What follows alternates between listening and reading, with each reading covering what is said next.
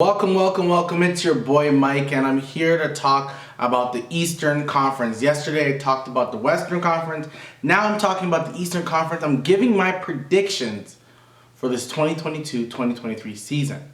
Like I had stated yesterday, when you're thinking about the NBA season, when you're thinking about, the standings and where it's going to go, I think it's a crapshoot. This is all just, predictions within itself is a crapshoot. You never know what you're going to get out of it.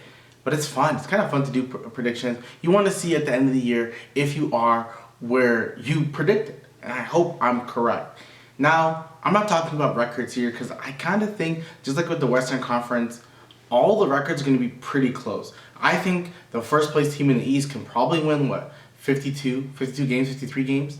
And the second team can win 51, then 50. It could be that down the line. It could be one game apart between teams because honestly, I think a lot of these teams are really close together. There's a certain tier. I think the top three are the top three, and there's certain tiers for each team. A lot of them fall in the same area. So it's really just about where you feel like you want to put them. But for myself, I gotta think who do I think is gonna be the best team in the East. Based off record, probably not the best actual team. Not the team I'm going to predict to go to the NBA Finals. Because if I have to guess right now the team that's going to go to the NBA Finals, I'm probably thinking it could be the Bucks. Because they have Giannis. When you have the best player in the world, you are most likely a shoo-in to go into the NBA Finals. Unless some juggernaut team comes out of nowhere and beats you. But that's just my thought process. But when it comes to the Eastern Conference, I do not think, I'm just looking at my phone because I have my whole list there. I do not think the Bucks will be first. I think the Bucks may have a slower season. They're going to win games just because they have Giannis, they have Chris Middleton, they have a pretty good team.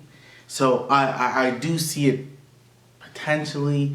They may be slower than normal. They may be slower than normal this year. But I would say the first team that I think they're going to win because I believe in the team. I think one guy is going to gun. He's gunning for the MVP. And that's Joel Embiid. And the Philadelphia 76ers, they're my number one team in the East because I do think Harden will be healthy for most of the year. I think they have some good players in PJ Tucker. They have Montrezl Harrell coming off the bench. And I think it's a good, solid backup. At the end of the day, they might win Sixth Man of the Year. He may not be that same player, but I kind of don't think he got a fair share in Charlotte. I don't think he was really helped in those teams. So I think this could be a really good bounce back year for him. I love D'Anthony Melton. Love that guy. I think he's be a great, backup to them. Tyrese Maxey, I do think he's a good player. I just saw the report for Jordan Poole getting his contract, getting his bag. I find that, they're kind of similar players. But if Tyler Hero's going to get 130, Jordan Poole just won the title, got 140. It just makes Tyrese probably get paid as well. Just the way it is. But I think he's gonna have a good season. I don't think he's that guy, the way people kind of want to talk about him. But I think he's a good player, a good third guy. And if Tobias Harris is your fourth guy, pretty good team. I think if Tobias Harris is your fourth guy on a team, the fourth offensive option, that's really good because I think Tobias can easily score 20 a game. He's like one of those players in this league who can easily score 20, but may average 15. That's pretty good. Unless James Harden just takes a back seat, who knows? I'm not going to dive into every team. I don't know why I did with Philly. It's just why I believe Philly will be number one. I think they actually have a solid team. Doc is a regular season coach, so it'd be good for regular season. Number two is the Boston Celtics. I originally put them way lower. I thought turmoil.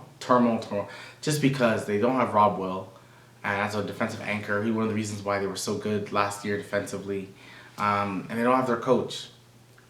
But now I think because they don't have their coach and because you think they're not going to be great because they don't have their coach, they're going to play even harder to prove that, coaches do matter, but we're still as talented as we were last year. So I believe in Boston. I think Boston will be number two. Then I got the Bucks. Giannis, Chris Middleton, and Drew Holiday. Still pretty good. Their bench is, I wouldn't say it's much better. It's probably pretty much the same team. You expect, certain players to get more minutes, and I don't know. I think, but the Bucks have Giannis. They have Chris Middleton, a bucket getter. I'm pretty sure Chris Middleton will probably be an All-Star again. People were surprised that he was an All-Star last year, but ultimately you see why. If he was on the team last year in the playoffs, some people are saying they're winning the finals. So they could have been two-time champs. Who knows? Then we got the team that I think may surprise people. The Cavs. The Cavs are going to be fourth. Yeah. Why are they going to be fourth? Honestly, don't be shocked if the Cavs are like top 2 seed. Don't be shocked. They're going to win games. A lot of games, actually. Yeah, they're going to win games. Donovan Mitchell can get buckets in the regular season. I know they won't have. I don't think they're going to have Evan Mobley for a couple games in the beginning, unless he makes a surprise return against my Toronto Raptors on Wednesday. But I believe, in looking at it, that we will see the Cavs become one of those top teams. I don't think they can do anything in the playoffs this yet. I don't think they're ready yet. But I do think the Cavs are going to win games because they're going to beat up on bad teams. They're going to beat up on bad teams, and they're going to, go 50-50 against the good teams. That's all you really ask for. If you beat the bad teams at an 89% clip and then go about 50% with good teams, that's like a 48 win pace. Like easily. 48 wins is right there for the Cavs. So, yeah, I think they're going to be a good team. And they were a good team last year without Donovan Mitchell. Now you still have him. You still have Karis LeVert coming off the bench. Darius Garland, he didn't make my top 35, but he's going to be a top 25 player probably at the end of the year. Then you got my Toronto Raptors. Yep, I'm going to go with them. It's weird. You look at some people's standings of Toronto, it's low. But then I hear a lot of podcasters, just listen to Bill Simmons talk, listen to Brian Windhorst, listen to Zach Lowe. They are like, don't sleep on Toronto, don't sleep on Toronto. And I'm thinking, how are these top, podcasters, journalists all saying this? When you look at the stats from Bleacher Report, ESPN, CBS, they're all putting the Raptors lower. So I'm just thinking, I don't know what to believe in as a Raptor fan, a die-hard Raptors fan. I don't know. This team is probably one of the most hardest to predict. Check out on Wednesday when I do my long-ass podcast about the Toronto Raptors, my expectations of them, what I'm thinking of. It's just going to be a lot of me talking, So just stay tuned to that. Then I got 6, that top 6 being Miami Heat. Miami Heat and Toronto are like the same team, but Miami is arguably better. I can see Miami making more of a deeper run than Toronto. Miami has Jimmy Butler, who, like I said, is the 11th best player in the league. He's not a top 10 player. But he's top 15, right? But he's not 12, not 13, not 14, not 15. He's 11th. He's that good. He's gonna make it to the finals. May help you win it, but I believed Miami was gonna actually win the finals last year. I actually truly believed in them last year because I just believe they're tough. So that's a 6. Now when it comes to playing, I got Brooklyn. Got Brooklyn going there. Brooklyn's going to be 7th. I made a video about them saying that, they're hard to predict. And I'm not going to be one to predict them. I think, they have a really good squad. They have Seth Curry. They have Joe Harris. They have Claxton. They have TJ Warren. They have Royce O'Neal. And I'm not talking about the big 3. Ben, Kevin, and Kyrie. It could be a really good team. They could be really good. I'm not going to lie. I think defensively is where they lack. Besides Ben Simmons, I think defense is where they lack, and I think that's where we'll see a lot of problems. Atlanta is a team that still probably will win 44 games. I think the Eastern Conference is good. Eastern Conference is good. I think Atlanta may win 44. They really could win 44 games and still be about 8th seed. I think that's how good the East is. Atlanta, having DeJounte Murray, having Trae Young, I think they have a really good young core. Now, I'm just not a big Trae Young fan. If you look at my top 35 players, I put Trae Young around 20th. Just how I truly feel. They're a good team. They're going to win some games, but I don't see much of them. And I don't think they're better than the teams I just named. Chicago, I wish they could be better. I actually do like Chicago because my boy DeMar's there. I like Zach LaVine. I like Vucevic. I think they're a good offensive squad. It sucks what's happening to Lonzo Ball. You're hoping he's healthy. I'm hoping Lonzo Ball gets healthy. Please get healthy, Lonzo Ball. I'm hoping. So that's a good team. I think that's 9 and 10. I put the Knicks because I like RJ Barrett. Toronto, Canada. That's my biggest reason. Detroit's 11th. I won't be shocked if Detroit becomes 10th. I think Detroit is a squad. But I think Detroit, this is the crazy thing with Detroit. If they don't make the playoffs, they'll make the playoffs this year.